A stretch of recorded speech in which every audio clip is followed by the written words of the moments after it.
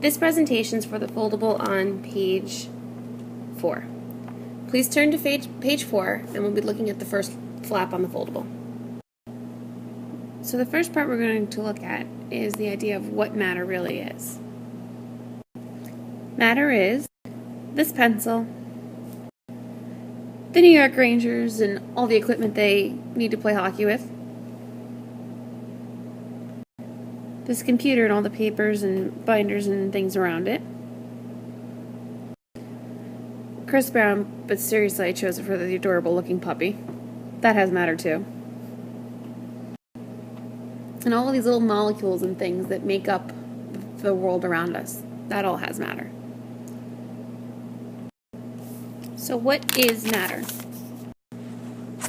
All of the things that are in these containers all contain matter because it has a mass, which are little molecules that are there, and they take up some kind of space. Some take up more space than others do. So, under your first flap, matter is anything that has mass and takes up space. Moving on to the next flap, we have what we call elements. This is a periodic table. The table organizes all elements that we know in our world in certain ways. An element is something that cannot be broken down into any other substance. So all of these elements that are here have their own properties, and that is as simple as they can go. They can't be broken down into anything else. And because they can't be broken down into any other substance, it makes them a pure substance.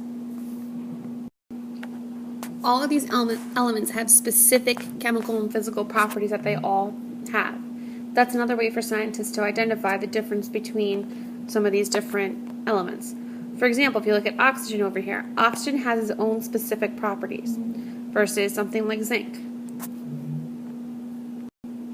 So all elements can be identified by its specific chemical and physical properties. Finally, we're going to get into atoms. This is an example of an atom. An atom has several parts to it.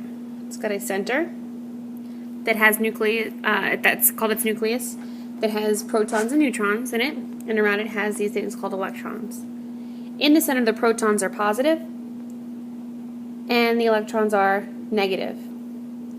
There's always the same amount of protons and electrons in an atom, so they kind of cancel each other out. Atoms are the basic particle in which everything is made. Just make sure you write the word particle. So again, here's our picture, and this is our nucleus. So our nucleus is a positively charged center and a negatively charged cloud that surrounds it. The black part and the black little examples over here are the little balls that are over there are the negatively charged particles that surround it.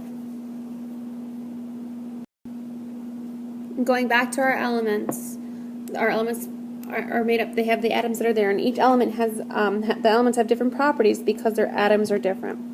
Every atom is different. An atom of oxygen is different compared to an atom of nitrogen.